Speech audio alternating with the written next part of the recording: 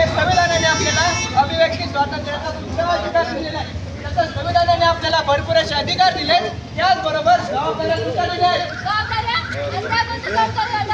तसंच संविधानाचे पालन करणे, आपल्या भारत देशाचा राष्ट्रध्वज आणि राष्ट्रगीत यांचा सन्मान ठेवणे आणि सर्वात महत्त्वाचं मंडळी आपल्या भारत देशाचे सार्वभौमत्व, एकता आणि अखंडता राखणे.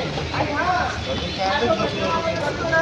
हा कचरा होऊ न देणे आणि पर्यावरणाचे संरक्षण करणे.